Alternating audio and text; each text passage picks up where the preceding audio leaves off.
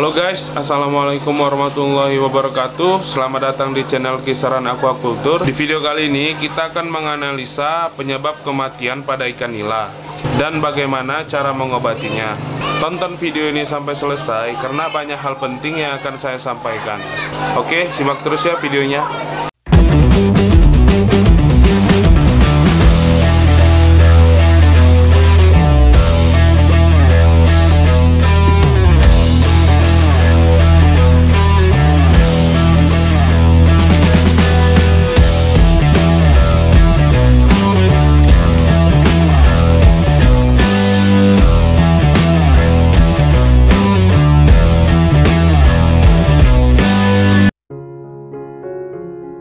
Video ini saya ambil pada hari ke-20 setelah kita tebar benih.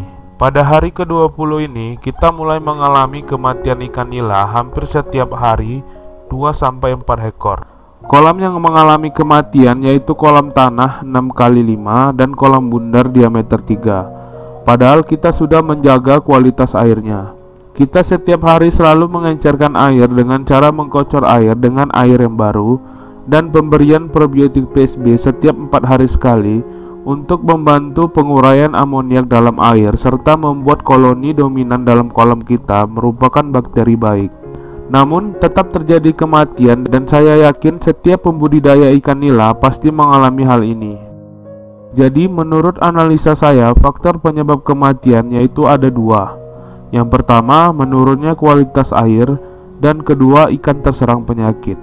Menurunnya kualitas air yang terjadi pada kolam budidaya ikan nila bisa diakibatkannya dari hujan singkat yang terjadi dalam beberapa minggu ini, menyebabkan pH air tidak stabil dan menyebabkan menurunnya kualitas air.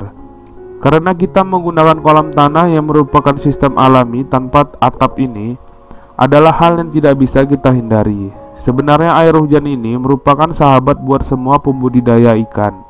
Selain karena air hujan itu merupakan rahmat Tuhan, air hujan dapat membantu meningkatkan DO dalam air, serta dapat membantu mengencerkan air kita dari amoniak dan kepadatan plankton yang berlebih. Sebenarnya hujan adalah sahabat kita sendiri. Namun, karena air hujan yang terkontaminasi oleh asap-asap pabrik dan kendaraan bermotor dapat menyebabkan air hujan asam dan mengandung racun, lalu terbawa ke dalam kolam kita. Itu yang menyebabkan mengapa di beberapa tempat air hujan merupakan musuh bagi pembudidaya ikan.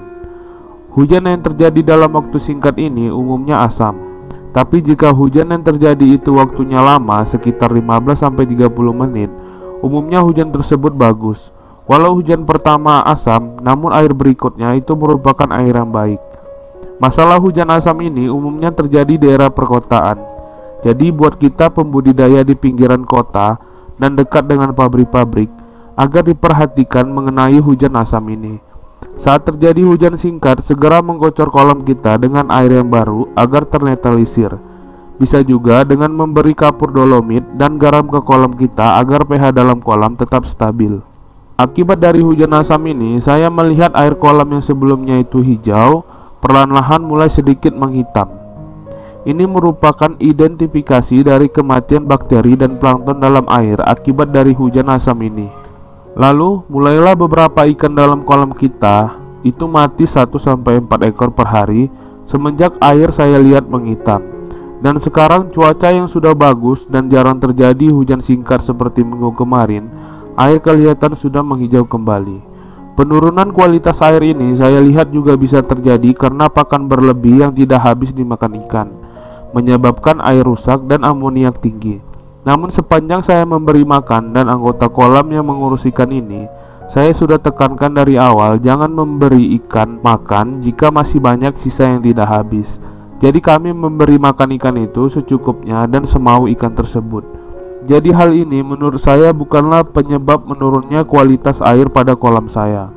Faktor penyebab utama menurunnya kualitas air kolam yaitu hujan asam yang terjadi, dan identifikasi saya mengarah pada kolam 4x5 yang aman dari kematian. Menurut saya karena kolam ini sedikit rimbun dan hujan sedikit terhalang. Juga karena kolam ini agak kecil, jadi kocoran air setiap hari yang saya lakukan bisa minimalisir air hujan asam tersebut. Sekarang sudah tidak terjadi lagi hujan singkat seperti minggu-minggu kemarin, dan air sudah kelihatan hijau kembali. Ini menandakan plankton hidup dan pH normal. Dari hasil menurunnya kualitas air kemarin menyebabkan ikan kita terserang penyakit. Faktor kedua kematian ikan ini karena ikan terserang penyakit. Saya melihat ikan nila saya terkena insang merah atau insang bengkak. Ini merupakan tanda dari serangan bakteri Aeromonas dan Pseudomonas sp. Bakteri Aeromonas dan Pseudomonas umumnya muncul dari kualitas air yang tidak baik. Umumnya muncul dari warna air yang menghitam.